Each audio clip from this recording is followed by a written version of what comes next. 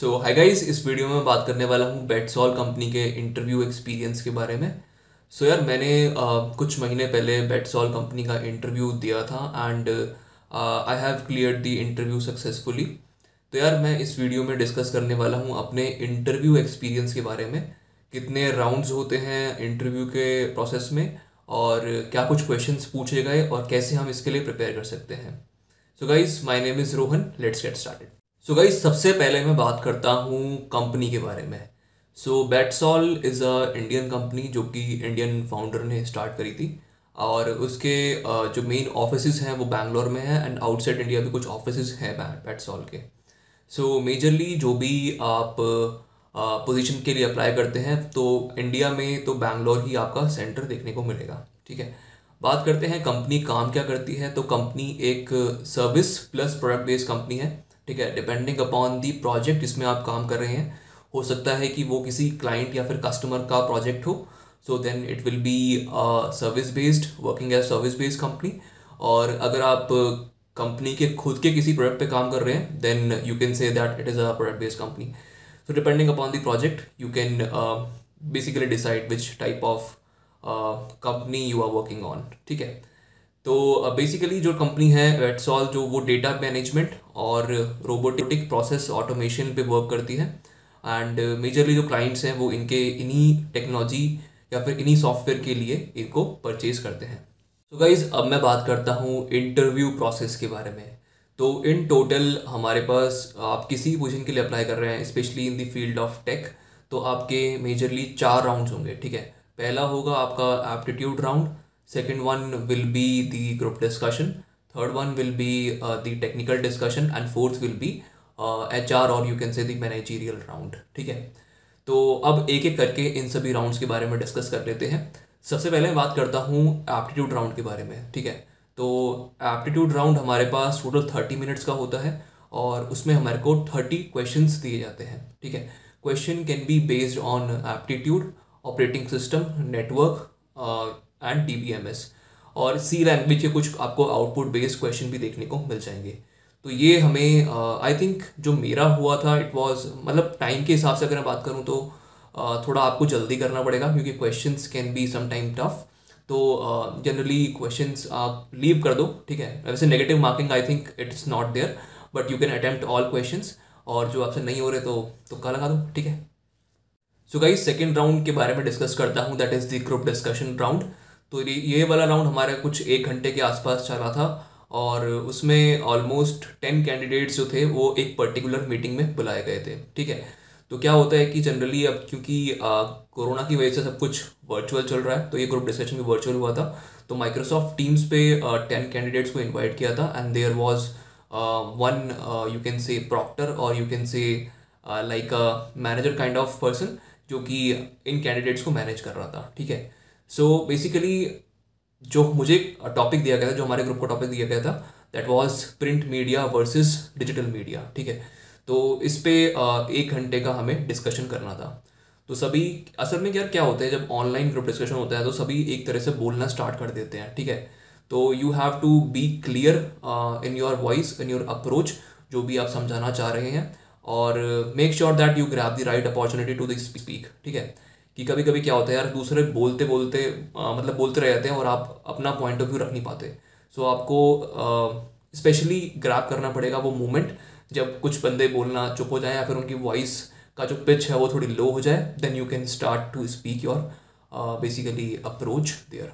ठीक है, तो यही मेरी स्ट्रैटेजी रहती है ग्रुप डिस्कशन में। मैंने अभी तक जितने भी ग्रुप डिस्कशन दिए हैं किसी भी कंपनी के इंटरव्यू के दौरान, so I have successfully cleared all of them. ठीक है, तो जनरली यही मैं स्ट्रैटेजी फॉलो करता हूँ एंड आई रिकमेंड दैट आप भी इसी स्ट्रैटेजी को फॉलो करें। एंड एट लास्ट फिर क्या हुआ था कि जब ग्रुप डिस्कशन एंड होने वाला था तो द पर्सन और the manager asked us to conclude one by one. तो सबको 2 मिनट का टाइम दिया गया था, जो भी आपको कंक्लूजन देना है according to the current discussion you can give your point. तो सबको अपॉर्चुनिटी मिल गई थी एक एक करके बोलने की।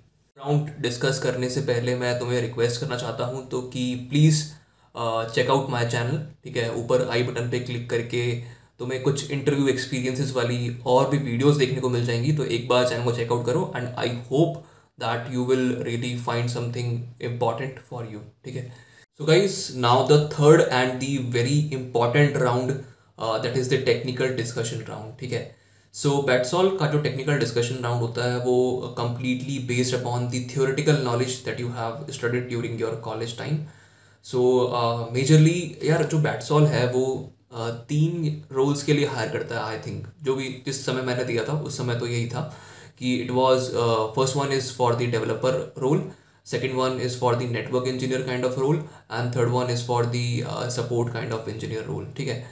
तो यही मेजर तीन रोल्स होते हैं जिनके लिए बेटसॉल हायर करता है। तो मैंने डेवलपर्स पोजीशन के लिए अप्लाई किया था ड्यूरिंग दी एप्लीकेशन फॉर्म, जबकि स्टार्टिंग में जब वो भरते हैं तो उसमें ही ऑप्शन था, ठीक है।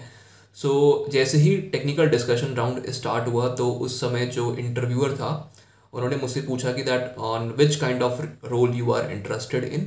सो फिर मैंने कहा था कि I am interested in developer kind of role. तो जो टेक स्टैक है डेवलपर का वो आई थिंक जावा ही है, इस पे बेटसॉल वर्क करता है, ठीक है। सो मैंने फिर जावा फुल स्टैक को प्रेफर किया that they have asked on what kind of specific role you would like to work on. So मैंने कहा कि I would like to work on Java full stack developer role, ठीक है।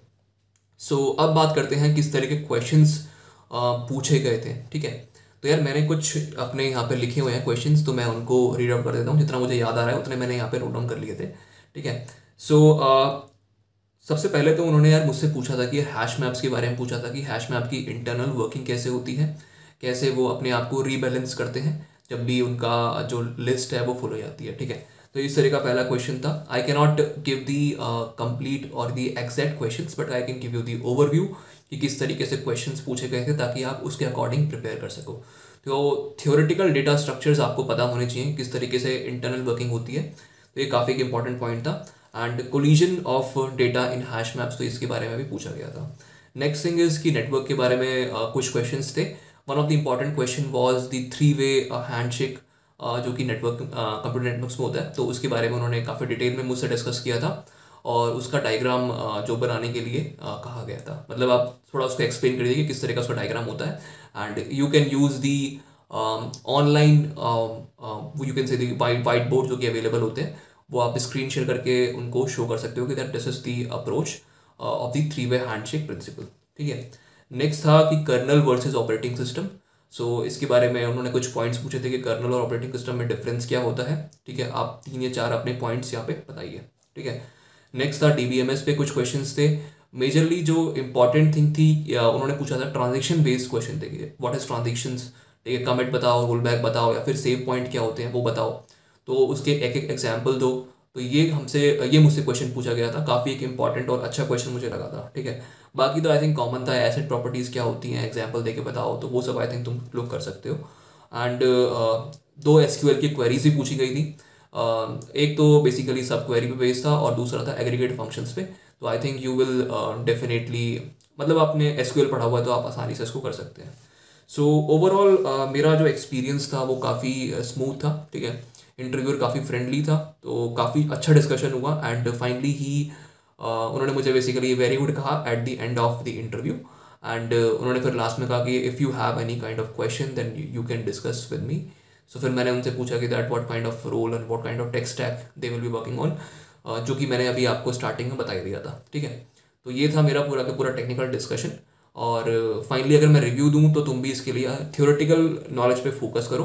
And एक question और पूछा गया था, I think it was based upon the oops, जो कि कोर जावा के प्रिंसिपल्स के बेसिस पे है, that is the 4 principles of object oriented programming language: inheritance, abstraction, polymorphism and encapsulation. तो आई थिंक वो तो तुम आसानी से कर ही सकते हो। तो उसमें कुछ ने कोड भी लिखवाया था कि एक एक एग्जाम्पल देके कोड लिख के बता दो, तो it was a very easy question. तो guys, last and the final round that is the HR round, ठीक है।